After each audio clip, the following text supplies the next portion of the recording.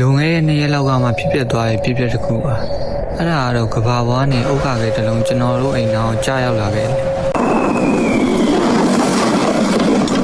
ကျွန်တော်လည်းစူးစမ်းလူစိမ့်နဲ့အပြင်ဖုန်းလေးကြည့်ပြီးတော့ထွက်လာခဲ့တယ်ကျွန်တော်မြင်လိုက်တယ်အုတ်ကကဲဘာမှမသိရနဲ့ပဲကောက်ကင်ကြည့်လိုက်တယ်ကောက်ကင်ပြီးတော့ထူးထူးဆန်းဆန်းနဲ့တရားကြည့်နေတဲ့အချိန်မှာဖုန်းကနေလမ်းမြေအတန်ကြားလိုက်ရလို့ကောက်ကြည့်လိုက်တယ်ကျွန်တော်ဖုန်းကိုကြည့်လိုက်တဲ့အချိန်မှာအချိန်တွေကအနောက်ကိုပြန်ရစ်နေတယ်လို့ဖြစ်နေရတယ်ကျွန်တော်လည်းကြောက်လန့်ပြီးတော့လန့်တကြားနဲ့လမ်းကိုခတ်တွတ်တွတ်ရှောက်ပြီးအိမ်ကိုပြန်မှုလုပ်ပါတော့ပဲ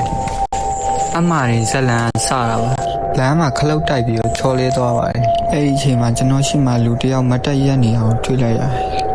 အဲ့ဒီလူကကျွန်တော်နဲ့တပုံစံနဲ့ဖြစ်နေတယ်ကျွန်တော်လည်းအမြန်ကောက်ထားပြီးသူ့ကိုကြည့်လိုက်တယ်ပြီးတော့သူကဒီလိုပြောတယ်ငါမင်းရဲ့နာကလာတဲ့လူပဲအဲ့ဒီလူကအဲ့လိုပြောပြီးရတဲ့တပြိုင်နက်အုတ်ကကလေးကအလင်းနှန်းတွေကျလာပြီးတော့ကျွန်တော်မျက်စိကျိန်းပြီးတော့ဘာမှမမြင်ရတော့ပါဘူးအဲ့ဒီခါမှာတော့ဘာဆက်ဖြစ်သွားလဲ